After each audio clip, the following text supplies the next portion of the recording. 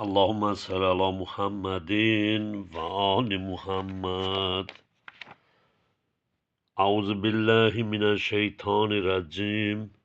Bismillahirrahmanirrahim. Utlu ma uhiye ileyke minel kitabi ve agimus salata. İnne salate tenha anil fahşai vel munkari. Ve la zikrullahi akbaru vallahu ya'lemu ma tasnaun. Sadakallahul aliyyul azim. Aziz ve değerli, güzel Allah'ımızın güzel bendeleri. Okuduğum bu aya Ankabut suresi 29. sure 45. ayadır. Allah Teala buyurur bize: Utlu ma uhiye ileyke minel kitab.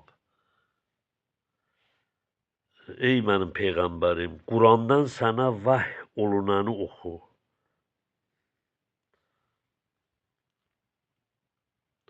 Və aqimus salat və vaxtında namaz qıl. İnnə salat tənhə anil fəhşai vəl munkar. Çünki həqiqətən namaz insanı çirkin və pis əməllərdən çəkindilər. Və la zikrullahi akbaru. Allahı zikr etmək, Allahın cəlalını və əzəmətini həmişə, hər yerdə yada salmaq. Vallahu ya'lamu ma tasnaun. Şübhəsiz ki, savab etibarilə bütün başqa ibadətlərdən böyükdür. Allahı hər yerdə yada salmaq, əzəmətini həmişə yüksək tutmaq. Allah nə etdiklərinizi, bütün yaxşı və pis əməllərinizi bilir.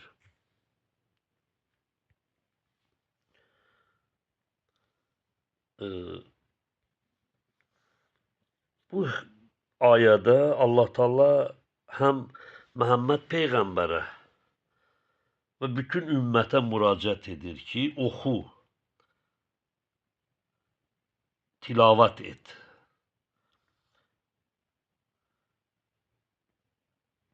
Burada Allah oxumağı deyir ki, Qurandan vəhy olunanı oxu.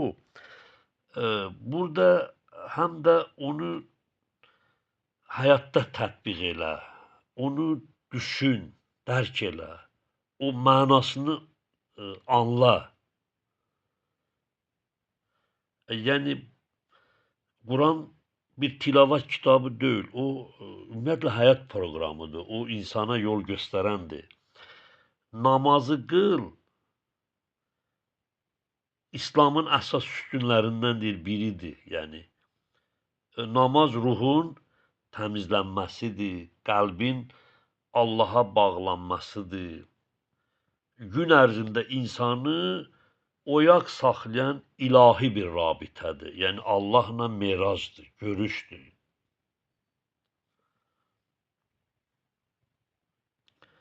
Allah Quran oxumaqla yanaşı, burada eyni zamanda namazı misal çəkir ki, namazı da qıl.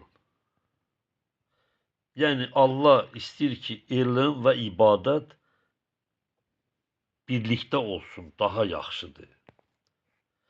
Namaz insanı pislikdən çəkindirir. Orada fəhşa və münkər.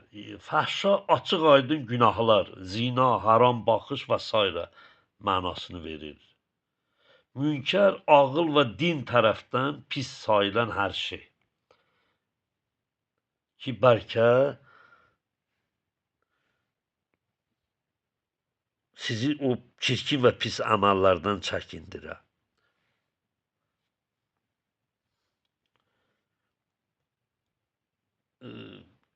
İnsan əgər doğru namaz qılsa, günahdan uzaqlaşar. Əgər uzaqlaşmırsa, namazın keyfiyyətində bir-iki problem var. Böyük alimlərdən var, deyirlər ki, namazın təsiri insanın namazdan sonra necə yaşaması ilə ölçülür. Allahı zikr etmək böyükdür.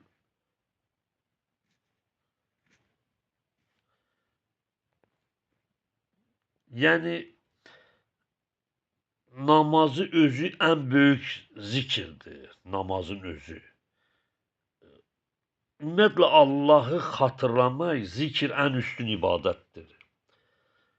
Dil ilə zikir, qəlblə zikir, əməldə zikir, yəni itaat etmək.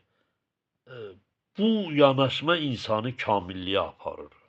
Burada Allah etdiklərinizi bilir, bizə xəbərdar edir ki, sənin namazın necə qıldığını mən bilirəm.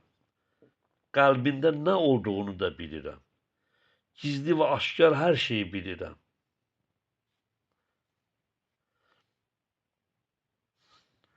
Ona görə insan gərək riya eləməsin.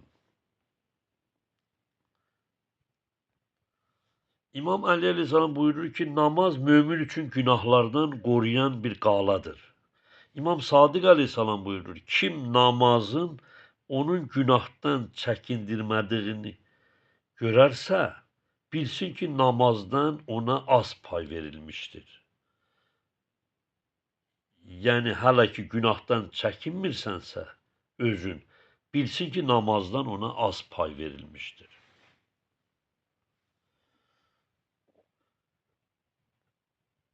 Yəni, Quran oxudun, namazla birlikdə olmalıdır bu iş. Həm oxumaqla anlam əldə etməlisən, həm namazını əməl etməlisən, onu yaşatmalısan. Yəni, namaz tərbiyə vasitəsidir. Onu doğru qılsan, insanı dəyişdirər. Əgər zikri doğru, səmimi qəlblə etsin və ona əhəmiyyət versin, o səni Allaha yaxınlaşdırar, Allahı unutmağı sənin üstündən götürər.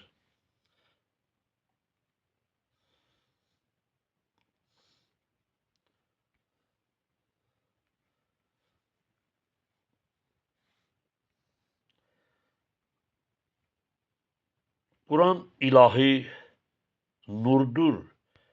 İnsan onu oxuduqca qəlbi işıqlanır, nəfsi zəifləyir, ruhu güclənir. İmam Əli əleyhissalam buyurur ki, Quran elə bir nurdur ki, ondan zülmət qalmaz.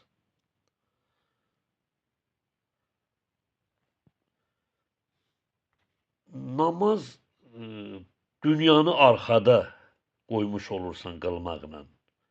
Allahın hüzuruna çıxırsan, ruhən yüksəlirsən. Peyğəmbər əleyhissalam deyir ki, namaz müminin meracıdır. Yəni, bugün namaz pislikdən çəkindirir ayəsində nəfs pisliyə çəkir insanı, ruh isə Allaha aparır. Həqiqi əhəmiyyət verilən namaz nəfsi zəiflədir, ruhu gücləndirir. Əgər insan namaz qılıb yenə günah edirsə, belə çıxır ki, o bədənlə namaz qılır, amma qəlbi namazda deyil.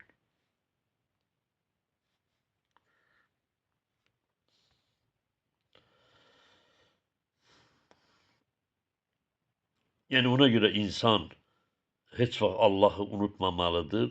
İstir ticarət vaxtı, istir qəzzab vaxtı, istir tək qalanda, daimi bu zikirlər Allahla etsə,